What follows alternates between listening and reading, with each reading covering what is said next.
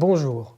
Cette vidéo va présenter les sites interstitiels selon une approche purement géométrique sans rentrer dans le détail d'une structure cristalline. Tout d'abord, une définition. Qu'est-ce qu'un site interstitiel? Un site interstitiel est défini par les espaces vides situés entre les motifs localisés au nœud du réseau. Si on prend un exemple bien connu de l'étale du marché avec l'empilement d'oranges, on voit bien ici que malgré un empilement le plus compact possible de ces oranges, il reste entre les différentes oranges des espaces vides. Si on considère des atomes comme des sphères dures indéformables, à l'image de ces oranges, les sites interstitiels seront les espaces vides situés entre ces atomes. On va ici définir les sites tétraédriques, octaédriques et cubiques. Tout d'abord les sites tétraédriques, avec un petit rappel, le suffixe èdre représente les faces d'un solide géométrique, et donc dans le cas d'un tétraèdre, bien évidemment, nous aurons 4 faces triangulaires et donc 4 sommets.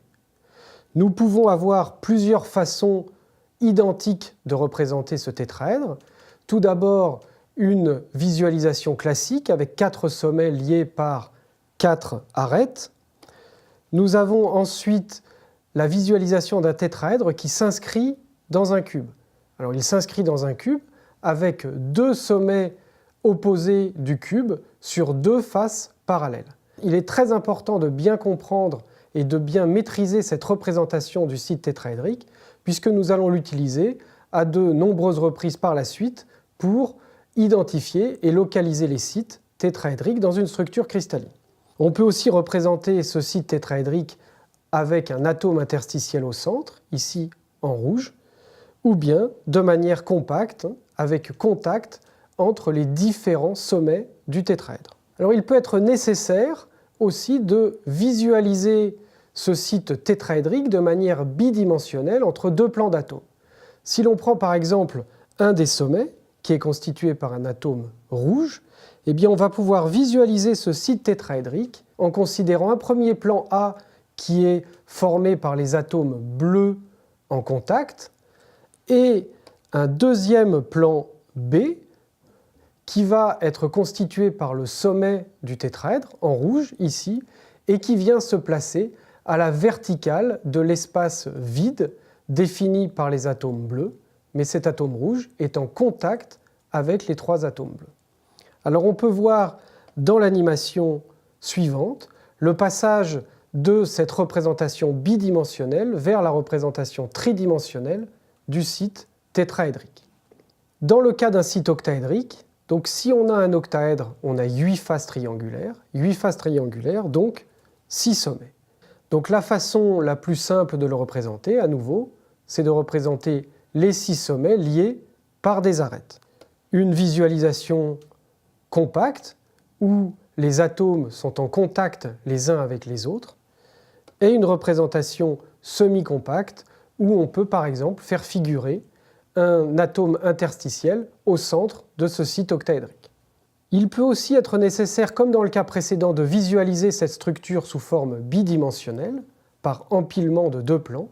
Il faut alors changer notre perspective vis-à-vis de cet octaèdre et le visualiser selon les flèches représentées sur cette figure, ces flèches qui passent par le centre de 2 faces opposées, donc une face représentée par un triangle rouge et une face représentée par un triangle bleu.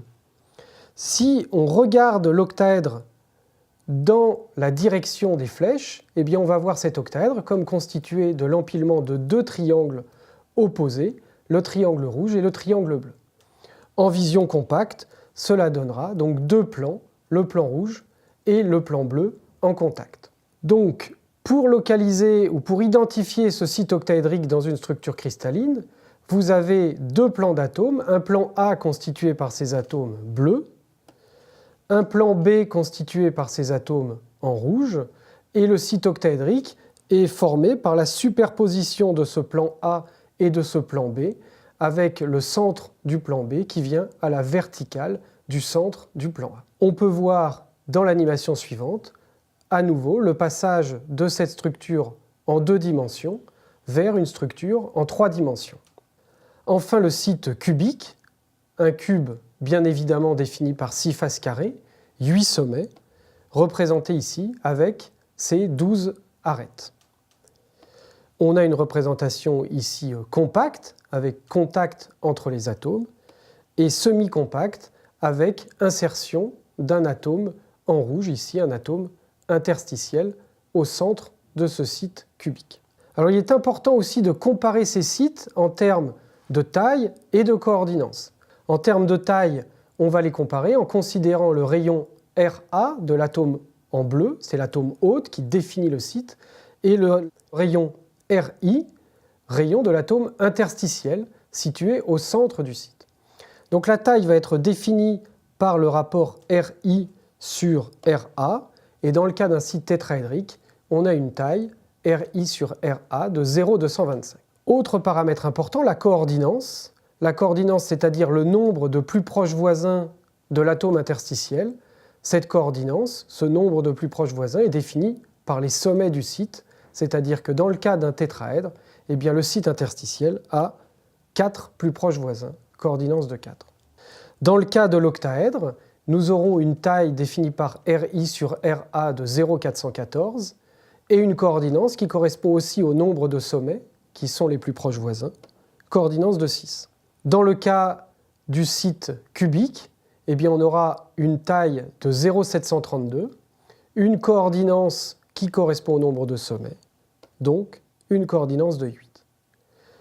Pour résumer, et pour bien garder ces choses à l'esprit, on peut voir que quand on va passer du site tétraédrique au site cubique en passant par le site octaédrique, eh bien, on va voir qu'on a à la fois une augmentation de la taille de 0,225 à 0,732, mais aussi une augmentation de la coordinance qui va passer d'une coordinance 4 pour le site tétraédrique à une coordinance 8 pour le site cubique. Je vous remercie.